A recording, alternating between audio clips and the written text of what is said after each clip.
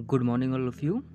तो चलिए नेक्स्ट हम करते हैं time series chapter BCom first year, जिसमें पहली एक्सरसाइज है हमारी और एक्सरसाइज फर्स्ट का फर्स्ट न्यूमेरिकल करते हैं, जिस एक्सरसाइज में सिर्फ आपका एक ही न्यूमेरिकल है। तो पहले न्यूमेरिकल पढ़ते हैं। Fit a trend line to the following data by free hand curve method. अपने फ्री हैंड कर्व मेथड से एक ट्रेंड लाइन खींचनी है। आपके पास डाटा गिवन है years from 2006 to 2014 and sales units in thousands बताया गया है यहाँ पे 22,000, 28,000, 24,000 एंड सो ऑन। सो हम इसको सॉल्व करेंगे। हमने एक फ्री हैंड ट्रेंड लाइन यहाँ पे ड्रॉ करनी है। तो जैसे कि यहाँ पे बताया गया है, हमने सॉल्व किया है इसको fitting of trend line by free hand curve method. यहाँ पे ये लिखा हुआ है। यहाँ पे हम एक ग्राफ बनाएंगे। ग्राफ में एक्स एंड वाई हम ड्रॉ करेंगे। ये हमारा एक्स लाइन है और ये हमारी वाई लाइन है। यहाँ पे ऑलरेडी लिख भी रखा है। एक्स लाइन को हम डिनोट करेंगे वाई ईयर्स। ईयर्स ये लिख रखा है जो हमारे यहाँ पे ईयर्स गिवन है। तो जीरो जो आपका पॉइंट होगा, यहाँ से आप 2006 और इक्वल गैप के बीच में 2007, 2000 और 2014 तक हम लिखेंगे। और जो गैप है इनके बीच में वो इक्वल होना चाहिए। जब हम ग्राफ पेपर पे बनाते हैं तब तो वहाँ इक्वल होता है, पर अगर आप कॉपी पे बना रहे हैं तो आपने ये गैप इक्वल रखना है।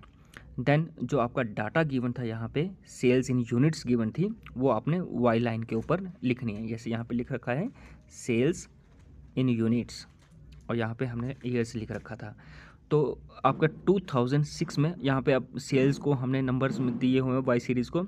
यहाँ पे 16,000, 20,000, 24,000, 28,000 हमने इक्वल गैप रखते हुए यहाँ पे वाई सीरीज़ को नंबर देने हैं, वाई लाइन को नंबर देने हैं। हमने यहाँ पे 16 गैप रखा है, 4 का 16, 20, 24, 28 और 32, ये इस तरह से दिए गए हैं। अब जब हम देखेंगे 2006 में हमारी वैल्यू कितनी थी, 2006 22, ये हमने 0 पॉइंट को 2006 रखा है, हमारी वैल्यू थी 22। हम यहाँ पे 22 में पॉइंट लगा देंगे। 2007 में हमारी वैल्यू है 28, तो 28 के आगे यहाँ पे हमने 2007 से यहाँ पे पॉइंट लगा दिया है। उसी तरह से 2008 की वैल्यू हमारी 24 है, तो 2008 एंड यहाँ पे हमने 24 के सामने यहाँ पे पॉइंट लगा दिया। और इसी तरह से सारे पॉइंट लगाने के बाद हम इन पॉइंट्स को अपने हाथ से एक लाइन ड्रॉ करेंगे। पहला पॉइंट हमारा 22 था, 22 को 28 से मिला देंगे, ये 28 था और यहाँ पे हमने बिंदु लगाया हुआ था। 28 के पास 24, यहाँ भी हमने डॉट लगाया था, उस डॉट को भी मिला देंगे। 30 ये वैल्यू है, यहाँ पे डॉट लगाया था। इस तरह से हम यहाँ पे सारे ही डॉट्स को ड्रॉ कर देंगे लाइन से। देन हमने एक फ्री हैंड लाइन खींचनी है। हम एक ऐसी लाइन खींचेंगे जो इस सारी की सारी लाइन के बीच से होकर निकलेगी। तो ये इस तरह से लाइन बनी थी हमारी।